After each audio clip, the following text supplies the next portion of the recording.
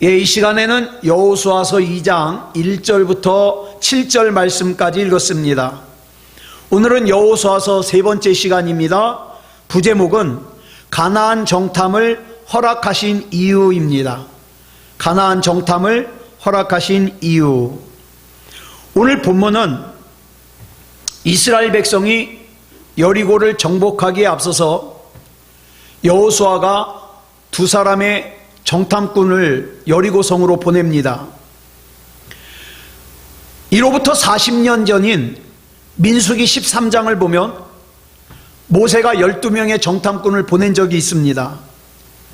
이때에는 이 12명 중에 10명의 정탐꾼이 부정적인 보고를 하는 바람에 가나안에 들어가지 못했습니다. 이 사건은 우리에게 부정적인 생각, 부정적인 태도, 부정적인 말의 영향력이 얼마나 큰지를 보여주는 그런 사건입니다. 그리고 나서 그로부터 40년이 지난 본문에서는 2명의 정탐꾼을 보냅니다. 그런데 이 2명의 정탐꾼이 얼마나 어설픈지 여리고성에 들어가자마자 발각이 됐어요. 그래서 체포될 위기를 만납니다. 그러던 중에 그 여리고성에 살고 있는 라합이라고 하는 기생의 도움으로 위기에서 벗어나게 되었고, 또 그로 인하여 나중에 여리고성을 정복했을 때 라합과 라합의 가족은 구원받게 됩니다. 그런데 오늘 우리가 본문에서 깊이 생각해 봐야 될 내용이 있습니다. 그게 뭐냐면, 여리고성을 정복하는 것이 하나님의 뜻이라면 굳이 스파이를 보낼 필요가 있었을까요? 이런 질문이에요. 다시 말해서 여리고성을 정복하는 것이 하나님의 뜻이라면 믿음으로 가면 되잖아요. 뭐하러 굳이 정탐을 보내느냐 이 말이에요.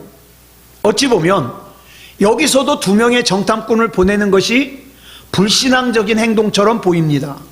그렇다면 만약에 2명의 정탐꾼을 여리고성에 보내는 것이 하나님의 명령이 아니라 그저 여호수아의 독단적인 결정이었다고 생각해 보겠습니다.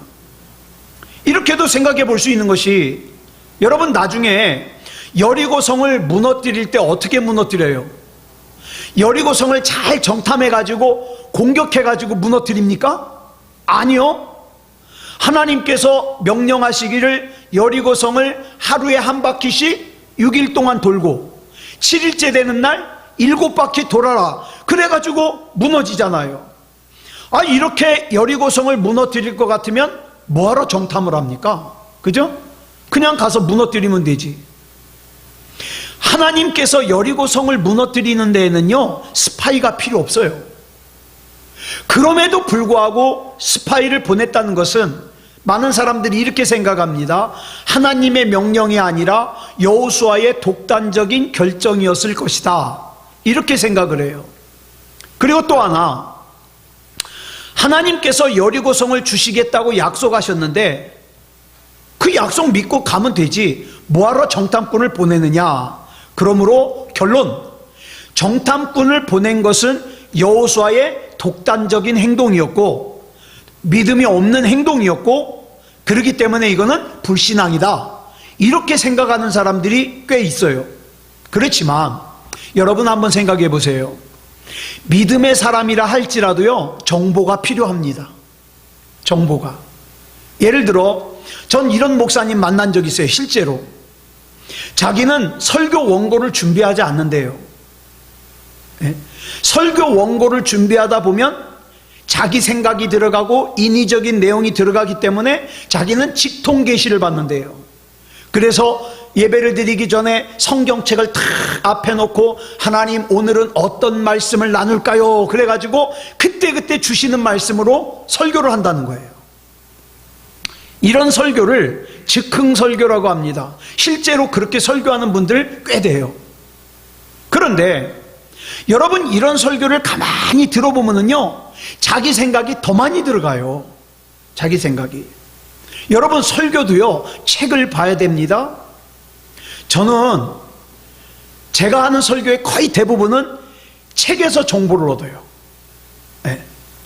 만약에 제가 새벽이나 저녁에 기도를 하는데 하나님의 음성이 들려요. 이 목사야, 받아 적으라. 이번 금요일 날 할 설교다. 제목, 가나안 정탐을 허락하신 이유. 본문 여호수아서 2장 1절부터 7절. 그래가지고 제가 막 부지런히 받아 적어가지고, 하나님 그러신 적 없어요. 책을 통해서 정보를 얻기도 하고, 또 다른 목사님의 설교를 듣다가 은혜 받은 말씀을 정리해 놓기도 하고. 그런데 이렇게 준비하는 설교를 인위적이라고 생각하고 성령이 임재하는 설교는 책을 보지 않고 그저 성경책만 보고 그때그때 생각나는 것을 설교하는 거다. 이거 굉장히 무서운 믿음주의예요. 여러분, 믿음과 믿음주의는 달라요. 믿음주의는 굉장히 위험해요. 하나님의 성령께서는요, 책을 통해서도 역사하십니다. 우리 여러분 잘 아시는 사건이 있죠. 갈멜산에서 엘리야 선지자가 제물을 갖다가 다 준비해 놓고 기도했을 때 어떻게 해요? 그 제물 위에 하나님의 불이 내렸잖아요. 마찬가지로 저와 여러분도 하나님의 불이 내릴 수 있는 제물을 준비해야 돼요. 내 마음을 준비하고, 그 다음에 어떻게 하면 이 말씀 가운데 담겨져 있는 하나님의 뜻, 하나님의 마음, 하나님의 생각을 알 것인가, 이것도 준비해 놓고, 그런 다음에 하나님 최선을 다해서 준비했습니다. 이제 이 제물 위에 하나님의 불을 내려 주시옵소서. 이렇게 해야 되는 거죠. 예. 일반적인 삶을 예로 들면, 자기의 삶을 성령님께서 인도해 주실 거라고 믿고 아무것도 안 하는 사람이 있어요. 아무 일도. 마치 감나무 밑에서 입 벌리고 감 떨어지기 기다리는 것처럼. 저 실제 이런 사람 많이 봤어요. 단기 선교를 가요. 단기 선교를 가는데 예를 들어서 회비가 100만 원이에요. 근데 난 100만 원이 없거든요. 그게 지금 당장 나한테 100만 원이 없지만 이런 말을 해요. 그렇지만 하나님이 주실 줄 믿습니다. 그리고 신청을 해놔요. 단기 선교를. 그러면 그렇게 신청을 했으면 아르바이트라도 해야 될 거 아니에요? 안 해요. 막연히 하나님이 해결해 주실 걸 믿습니다. 그러면서 아무것도 안 해요. 그러다가 시간이 닥치니까 막판에 가서 돈이 없는 거예요. 어떡하죠? 나 돈이 없어서 갈 수가 없어요. 그러니까 주변 사람들이 안쓰러우니까 십시일반으로 도와가지고 그 회비를 만들어가지고 갔어요. 갔다 와가지고 하는 말이 하나님께서 모든 것을 다 예비해 주셨대요. 자기는 가만히 있어놓고. 이건 믿음이 좋은 거 아니에요. 그죠? 올바른 믿음이 아니에요. 하나님의 성령께서 우리를 인도해 주시지만, 그러나 우리가 이성을 가지고 준비할 것은 잘 준비해야 돼요. 재물도 잘 준비해야 되고 마음도 잘 준비해야 되고, 그렇죠? 그런 다음에 뭐라 그래야 돼요? 하나님 불 내려 주시옵소서. 저와 여러분이 잘 아는 이분이 누구냐면 미국 윌로우 크릭 커뮤니티 교회 빌 하이벨스 목사님이에요. 이 목사님이 지난 2018년도에 성추행 의혹을 받아가지고 은퇴를 했어요. 조기 은퇴. 그런데 저는 참 이 목사님 좋아했거든요. 존경했거든요. 네. 자, 이 목사님이 목회를 시작하기 전에 미국 시카고 근교에 여피족이라는 사람들이 살았어요. 여피족. 이 여피족이 뭐냐? 돈이 많아요. 그 다음에 공부도 많이 했어요. 게다가 젊어요. 게다가 의욕적이에요. 이 사람들이 거기 많이 모여 살았어요.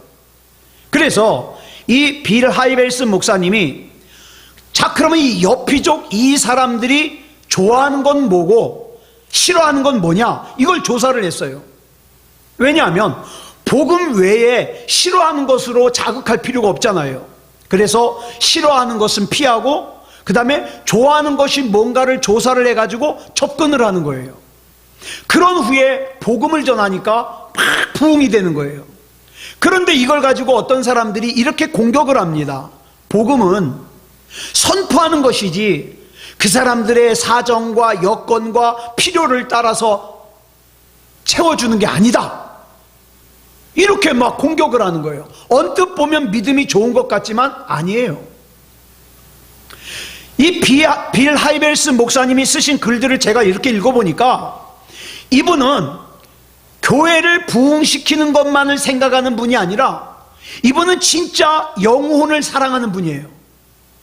그래서 어떻게 하면 한 영혼이라도 더 구원할 것인가, 이걸 갖다가 연구한 분이에요. 그래서 그 모든 방법들은 어떻게 하면 좀 더 많은 영혼을 구원할 수 있을까, 여기에 모아져 있어요.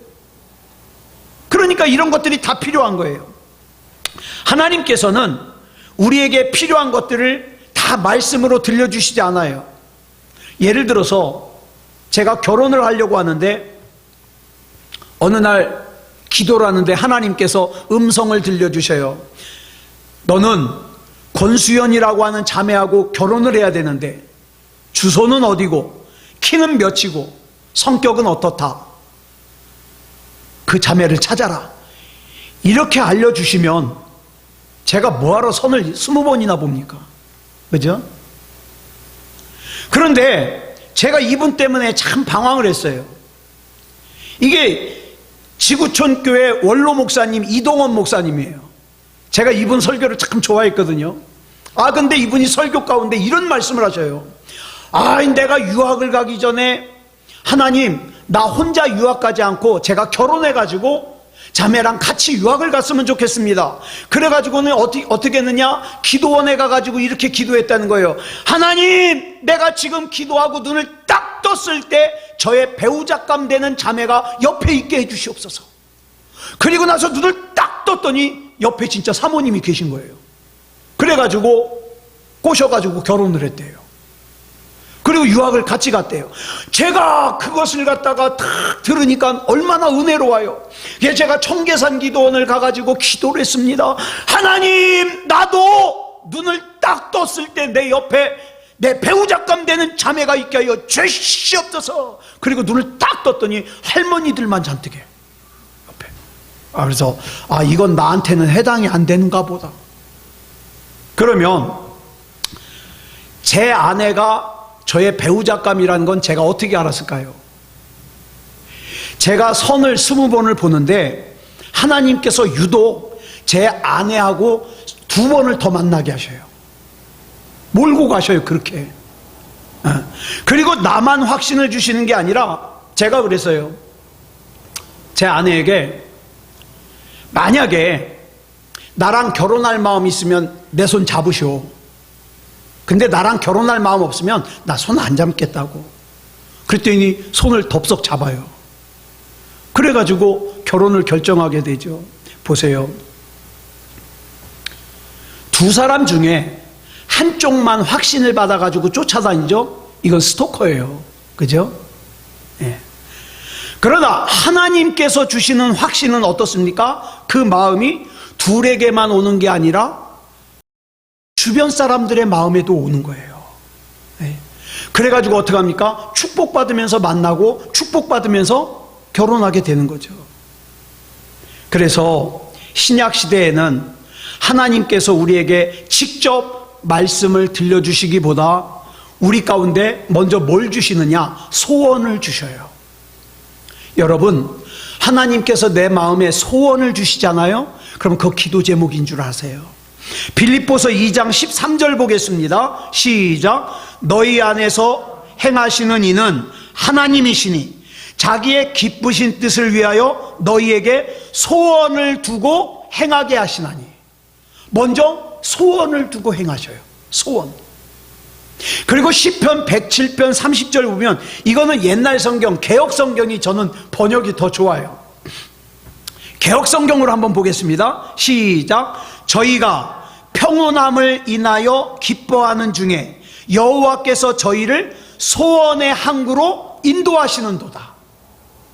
그러니까 하나님께서 장원아 그러고 말씀하시는 게 아니라 나에게 소원을 먼저 주셔요.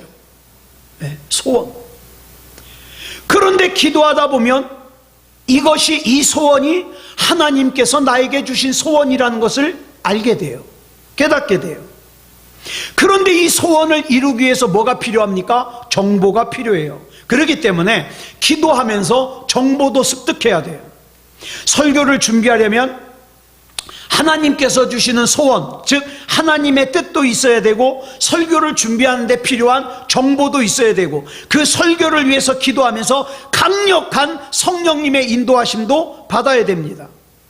그러면 모세시대 때 40년 전에 12명의 정탐꾼을 보냈을 때는 왜 실패했을까요? 그리고 여호수아는 2명의 정탐꾼을 보냈는데 왜 승리했을까요? 이 차이가 뭘까요? 자, 민수기 13장을 보면 이 정탐꾼들이 정보를 가져와요. 어떤 정보를 가져오죠? 야, 하나님께서 약속하신 그 가나안 땅은 정말 젖과 꿀이 흐르는 땅이더라. 정보를 가져와요. 그러면서 포도송이 하나를 갖다가 여러 명이 떠미고 와요. 이게 이렇게 포도송이가 크다. 그런데 좋기만 한 게 아니라 거기에 거인들이 살고 있다. 안악자손이 살고 있다. 우리 거기 가면 우린 메뚜기 같아서 다 맞아 죽는다. 정보를 가져왔어요. 자, 이 정보가 필요한 정보예요? 필요 없는 정보예요? 필요한 정보예요. 필요한 정보예요. 중요한 정보예요. 또 정확한 정보예요. 그런데 왜 이 정확한 정보를 가져온 10명의 정탐꾼들의 의견을 따랐을 때 이스라엘이 실패했을까요? 이게 중요한 거예요. 왜 그들이 갖고 온 정보는 옳은 정보인데 왜 실패했을까요? 잘 보세요.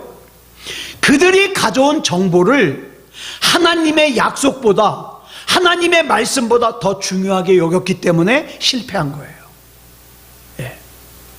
정보 자체가 잘못된 정보가 아니라 그 정보 자체는 중요한데, 맞는데 그 정보 자체를 하나님의 약속보다 더 위에 두었기 때문에 무너졌다, 이 말이에요. 오늘 저와 여러분도 마찬가지예요. 저와 여러분이 판단하는 거, 저와 여러분이 보는 거, 듣는 거, 만지는 거 정확해요. 정보가 틀린 게 아니에요. 그런데 여러분, 그 보는 거, 듣는 거, 내가 판단하는 거, 그것을 하나님의 말씀보다, 하나님의 명령보다 더 위에 두면 안 된다, 이 말입니다. 그래서 우리는 기도할 때 그렇게 기도해야 돼요. 주님, 말씀하시옵소서. 제가 얻은 정보는 이건데, 그런데 주님 말씀하시옵소서. 제가 어떻게 할까요? 말씀하시옵소서. 여러분, 이 세상을 살면서 많은 정보를 얻으십시오. 예수 믿는 사람이라 그래서 나라 돌아가는 사정에 대해서 귀 닫고 눈 가리고 그럴 필요 없어요. 알아야 돼요. 그 다음에 경제가 어떻게 되는지 알아야 됩니다. 모르면 바보예요. 알아야 돼요. 알아야 되지만 그 정보에만 매달리는 것이 아니라 하나님의 뜻 안에서, 하나님의 말씀 안에서, 하나님의 약속 안에서 그 정보를 사용하라, 이 말이에요. 제가 만난 사람들 중에 많은 사람들이요, 참 똑똑해요. 참 지혜로운 사람이에요. 근데 안타까운 것이 그 똑똑한 것을, 그 지혜로운 것을 무엇 위에다 둘까요? 하나님의 말씀 위에다 둬요. 그러니까 그 지혜는 더 이상 지혜가 아니에요. 그 정보는 더 이상 정보가 될 수 없어요. 그러니까 여러분, 정보를 얻되 중요한 것은 하나님의 말씀이다. 마틴 로이드 존스 목사님이라고 있어요. 참 설교를 잘 하시는 분인데, 이분이 이런 얘기를 했어요. 가만히 보면 어떤 사람의 설교는 앞뒤 얘기가 다 맞다. 설교를 들어보면 틀린 얘기가 아니에요. 다 맞는 얘기예요. 그럼 맞는 얘기인데 이상하게 다 듣고 나면 뭔가 허전해. 뭔가 빠진 것 같아. 뭘까요? 라고 물어봐요. 그러더니 대답하기를, 불이 없습니다. 저를 신학교 때 가르쳐 주신 조두만 목사님이라고 계세요. 조두만 목사님. 제가 굉장히 존경하는 목사님인데, 이분이 수업 중에 이런 말씀을 하십니다. 여러분들이 앞으로 나가서 설교를 갖다가 많이 하게 될 텐데 밥을 지어 먹이는 거예요. 밥. 때로는 내가 직접 밥을 지어 먹이기도 하지만 때로는 다른 목사님이 하신 설교가 좋으니까 그 설교를 갖다가 할 때도 있다 이 말이에요. 그런데 중요한 것은 내가 밥을 지어서 먹이든 다른 목사님이 한 설교를 갖다가 먹이든 제발 좀 데펴서 먹이라는 거예요. 기도 좀 해가지고 그 말씀을 뜨겁게 데펴가지고 먹여라. 그 목사님도 불이 중요하다는 걸 강조하셨거든요. 저는 설교를 준비하고 증거할 때마다 이 말을 많이 생각합니다. 내용으로는, 성경 지식으로는, 정보로는 완벽한데 여러분이 이렇게 설교를 준비해놓고 제가 계속 읽어요. 뭐가 앞뒤 안 맞는 말이 없는가, 또 잘못된 인용이 없는가 자꾸 읽어요. 그렇게 하는데도요, 제가 나중에 설교를 해놓고 들어보면 막 다윗을 사울이라 그러고 그래요. 제가 그럴 때 있어요. 성경을 뻔히 같이 여러분들하고 같이 읽는데 저 혼자 이상한 말을 하는 그런 것도 있어요. 용서해 주시기 바랍니다. 젊었을 때는 안 그랬어요. 자, 그런데 보세요. 그렇게 열심히 준비하지만 가장 중요한 건 뭐예요? 데피는 거예요. 하나님, 이제 준비는 다 끝났는데 하나님, 불 내려 주시옵소서. 불 내려 주시옵소서. 성령으로 역사해 주시옵소서. 그 기도가 가장 중요하다 이 말이에요. 그런 의미에서 여호수아가 스파이를 갖다가 가나안에 보내는 것은 당연해요. 왜? 정보를 얻어야죠. 저와 여러분도 이 세상 살면서 부지런히 정보 얻어야 돼요. 정보를. 그러나 더 중요한 것은 우리가 절대적으로 신뢰하는 것은 스파이가 구해온 세상의 정보가 아니라 하나님의 약속입니다. 만약에 하나님의 약속과 세상의 정보가 충돌하면 세상 사람들이 볼 때에는 미련해 보여도 나는 세상의 정보를 내려놓고 하나님의 말씀을 택할 거다 이 말이에요.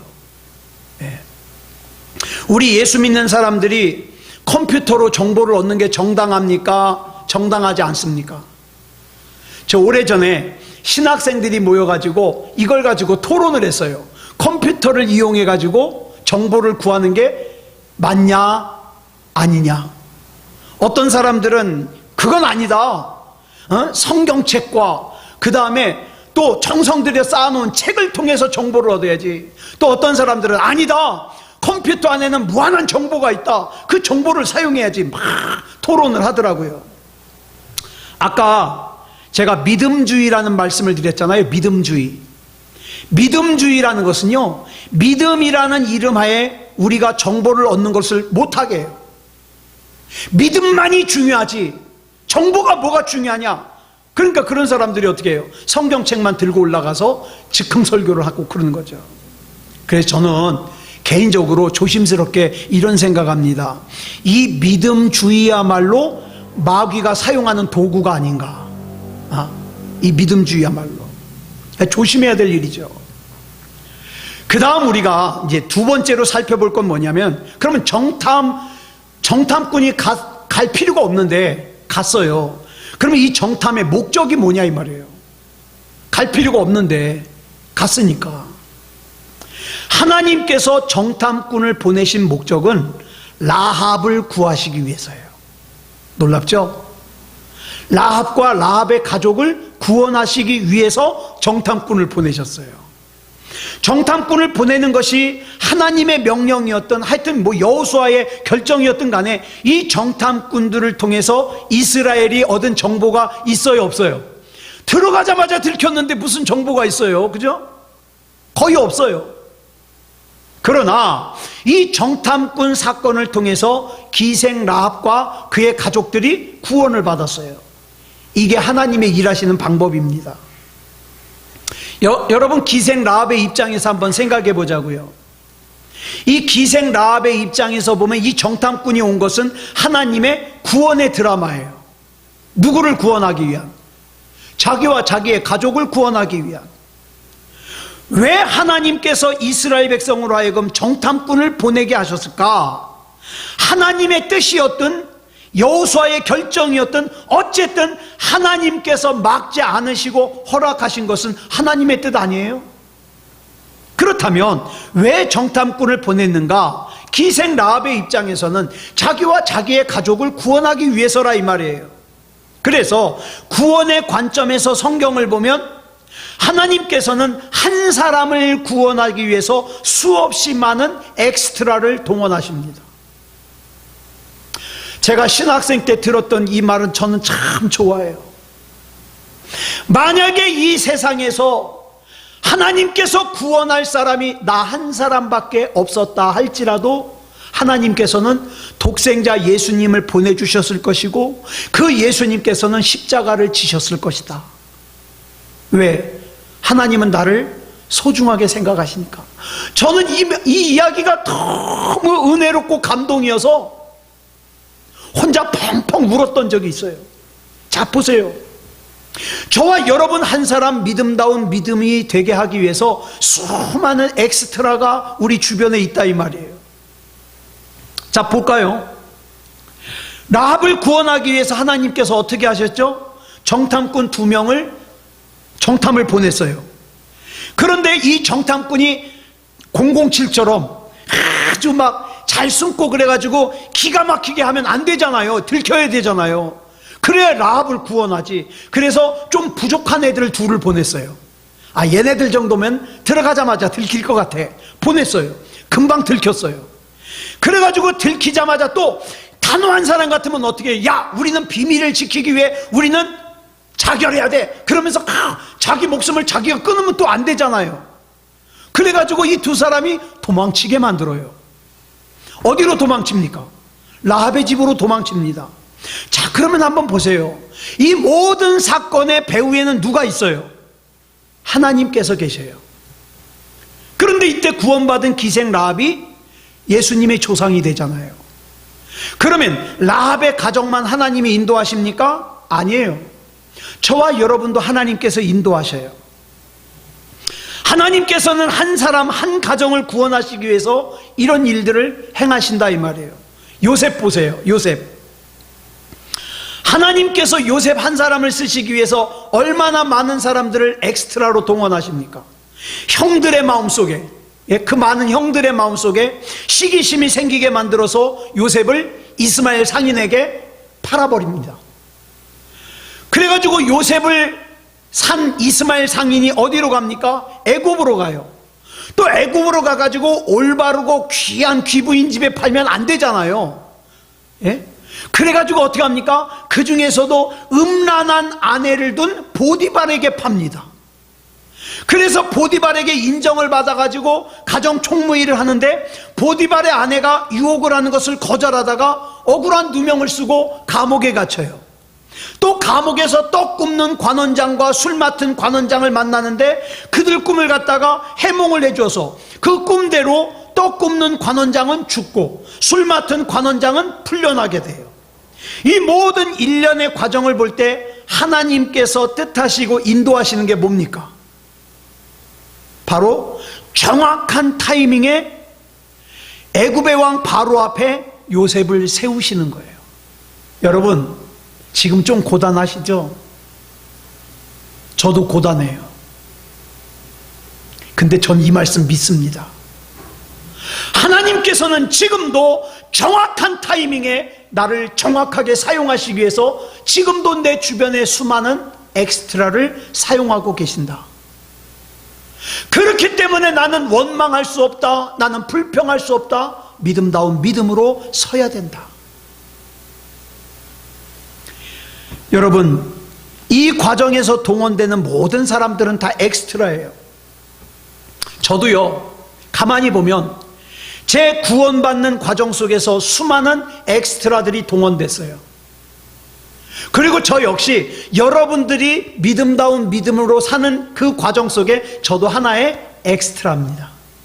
그래서 제가 그 엑스트라 역할을 잘하고 싶어서 무던 애를 쓰죠. 네. 그런 의미에서 기억하세요. 하나님의 나라에서는 쓸모없는 사람이 없다. 다 자기 역할하고 있어요. 자기 역할. 예? 나로 하여금 기도하게 하기 위해서, 나로 하여금 믿음다운 믿음이게 하기 위해서 다 자기 역할 충실하게 하고 있는 거예요. 심지어는 어떤 사람의 사소한 실수까지도 하나님이 사용하시더라. 로마서 8장 28절 보겠습니다. 시작. 우리가 알거니와 하나님을 사랑하는 자 곧 그의 뜻대로 부르심을 입은 자들에게는 모든 것이 합력하여 선을 이루느니라. 그래서 우리가 어떤 일을 할 때 이상하게 안 풀릴 때가 있죠. 안 풀릴 때가 있어요. 난 기도도 참 많이 했는데 왜 안 될까? 나 준비도 많이 했는데 왜 안 될까? 이때 우리가 빠지기 쉬운 함정이 뭐예요? 시험 들어요. 이 기도해도 소용없는 거 아니야? 믿음 가져도 소용없는 거 아니야? 초조해지기가 쉬워요. 그런데 초조해지지 말고, 약해지지 말고 하나님의 뜻이 있음을 믿으시기 바랍니다. 하나님의 뜻이 있어요. 이스라엘의 역사 가운데 그런 일들이 많았어요. 하나님께서는 우리에게 소원을 주시고 이루게 하시는데 그 소원을 이루기까지 시간이 오래 걸려요. 하나님의 손이 짧아서 오래 걸리는 게 아니에요. 하나님이 능력 없어서 오래 걸리는 게 아니에요. 예를 들면 아브라함에게 열국의 아비가 될 거라고 약속하신 지, 아들을 줄 거라고 약속하신 지 25년 뒤에 이삭을 주시거든요. 노아에게 방주를 만들으라고 말씀하신 후 120년 후에 홍수가 나요. 요셉은 애굽으로 팔려간 후에 노예 생활 11년, 감옥살이 2년을 한 후에 총리가 됩니다. 이스라엘 백성들은 애굽에서 가나안까지, 지난번에 말씀드렸죠, 빨리 가면 일주일, 천천히 가면 열흘이면 갈 수 있는 그 거리를 얼마나 걸렸어요? 40년 걸렸어요. 왜 이렇게 오래 걸렸을까요? 참 우리 하나님께서 친절하게 그 이유를 설명해 주셔요. 여러분, 저와 여러분이 힘든 이유를 잘 들으세요. 여기 하나님이 설명해 주셔요. 출애굽기 13장 17절 말씀입니다. 시작. 바로가 백성을 보낸 후에 블레셋 사람의 땅의 길은 가까울지라도 하나님이 그들을 그 길로 인도하지 아니하셨으니 이는 하나님이 말씀하시기를 이 백성이 전쟁을 하게 되면 마음을 돌이켜 애굽으로 돌아갈까 하셨습니다. 하나님이 이스라엘 백성을 잘 아셔요.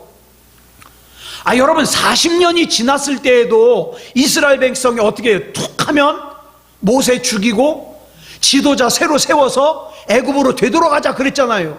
그런데 만약에 일주일 만에, 열흘 만에 가나안의 민족과 싸움을 하게 됐다, 이건 100%예요. 다시 애굽으로 돌아가서 종살이 한다 이 말이에요. 그걸 알았기 때문에 하나님이 40년 걸리게 하신 거예요. 우리는 참 생각이 단순해서 하나님의 뜻, 하나님의 복, 그러면 뭐예요? 이스라엘 백성이 보통으로 가도 열흘 걸리니까 그거보다 더 빨리 들어가는 것이 하나님의 은혜고 하나님의 기적이라고 생각해요. 아니요. 그렇게 해서 이스라엘 백성이 가나안에 가면 뭘 해야 돼요? 전쟁을 해야 되는 걸요. 근데 믿음이 준비되지 못한 상태에서는 다시 애굽으로 돌아가잖아요. 열흘 전까지만 해도 애굽에서 종살이 하던 사람들이 무슨 전쟁을 하겠어요? 아마 다 죽거나 흩어졌을 겁니다. 하나님께서 이것을 아시고 일부러 빠른 길로 인도하지 않으시고 광야로 돌리면서 노예 근성을 빼버리고 그 자리에다 뭘 채워요? 믿음다운 믿음을 채우시는 거예요. 노아의 방주는 왜 120년 동안 만들게 하셨을까요?